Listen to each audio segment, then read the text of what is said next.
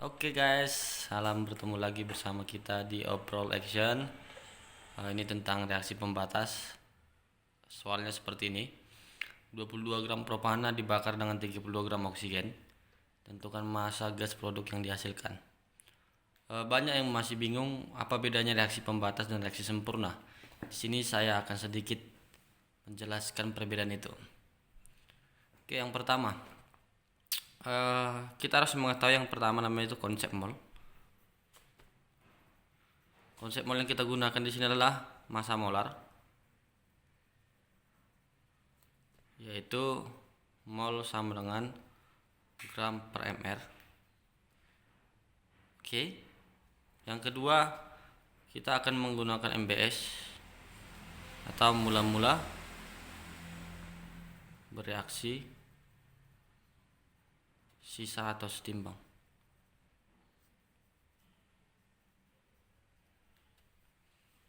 Oke, simpelnya seperti ini. Bedanya reaksi pembatas dengan reaksi sempurna seperti ini. Kalau pada reaksi pembatas biasanya diberitahu itu kedua reaktan diberitahu berapa masanya atau zat yang akan direaksikan. Jadi kedua reaktan kita buat dulu reaksinya, yaitu C3H8 tambah O2 menghasilkan CO2 tambah H2O. Nah, di sini kan kita belum setara ya, kita setarakan dulu. Ini 3 4 totalnya jadi 10, berarti ini 5. Pokoknya 6 tambah 4 10 ya. Ini 5 kali 2 10. Lepas semua. Ini sudah setara. Nah, bedanya kalau dia reaksi sempurna, itu langsung ada kata-kata di soal pembakaran 25 gram propana dibakar dengan sempurna atau habis bereaksi dengan oksigen. Ini tidak. Dia memberitahu bahwasanya kedua reaktan ini punya massa masing-masing, yaitu 22 gram propana dan 32 gram oksigen. Berarti kita harus cari tahu siapa yang jadi pembatasnya atau yang habis bereaksi. Caranya bagaimana? Pertama kita hitung adalah molnya masing-masing. Jadi untuk molnya C3H8 berarti sama dengan 22 gram per mr-nya. Mr-nya tadi adalah 44. Maka jawabannya adalah setengah mol atau 0,5. Sedangkan molnya O2 itu adalah 32 per 32, 1 mol.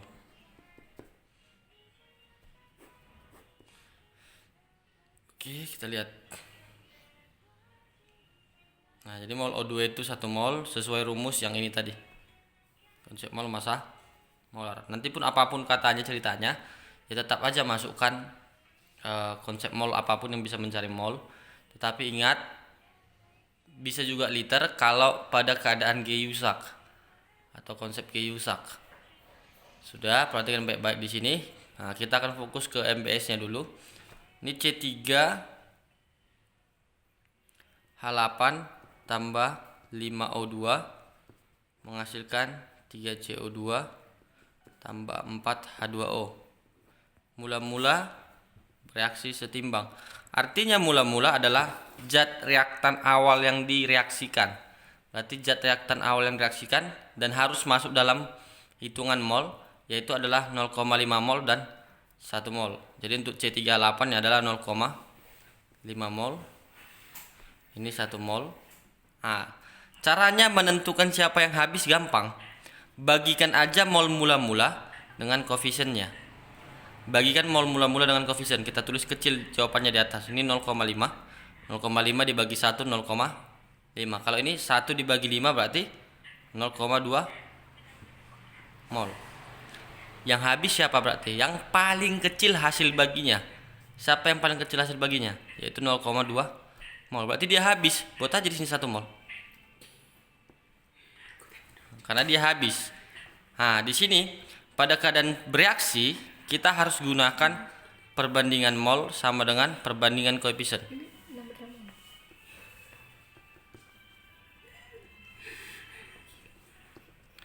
Dengan rumus mol yang ditanya sama dengan koefisien yang ditanya per koefisien diketahui kali mol diketahui. Kalau dalam simpelnya ya tahu aja perbandingan pasti bisa.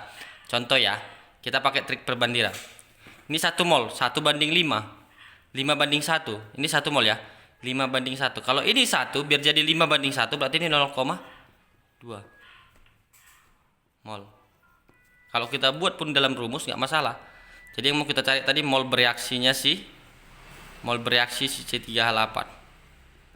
Berarti 1, koefisien ditanyanya 1, koefisien diketahui 5, mol yang diketahui adalah 1 mol.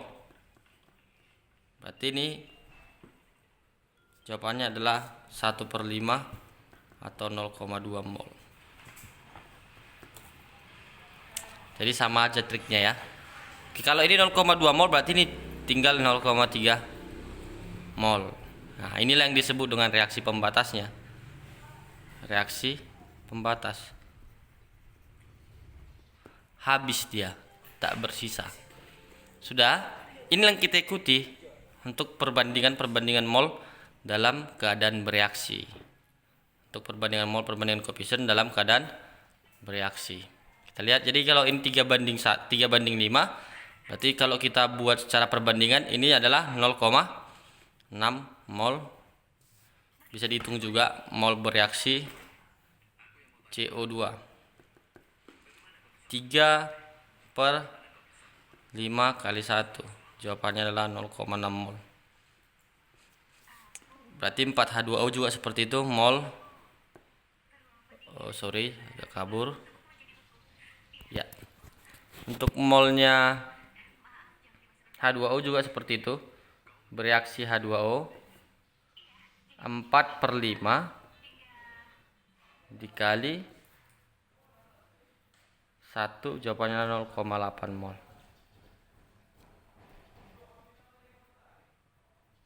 Ya. Jadi kira-kira seperti ini. Saya akan perjelas lagi kameranya. Iya. Jadi sudah dapat semua mol bereaksinya dengan hukum perbandingan mol sama dengan perbandingan koefisien. Kita kembali lagi ke reaksi. Oke.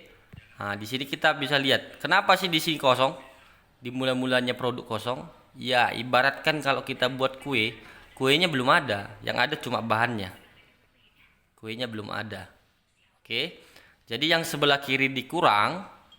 Untuk reaktan itu mula-mula bereaksinya dikurang. Kalau untuk produk mula-mula bereaksinya ditambah. Berarti ini jadi 0,6 mol.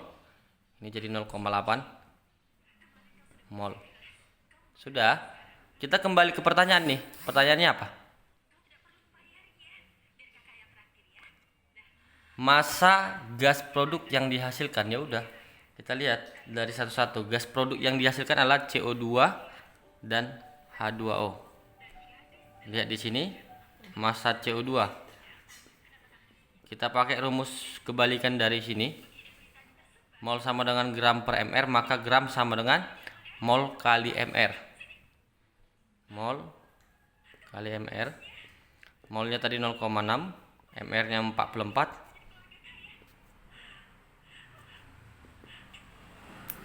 Lalu hasilnya adalah 4,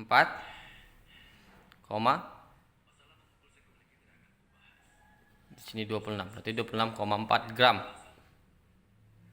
Untuk yang pertama 26,4 gram. Lalu yang kedua massa si H2O. Massa H2O mol kali mr-nya. Molnya 0,8, H2O adalah mr-nya tadi di atas adalah 18. Ini bisa lihat mr-nya 18. Maka jawabannya adalah 14,4 gram. Berarti total massa produk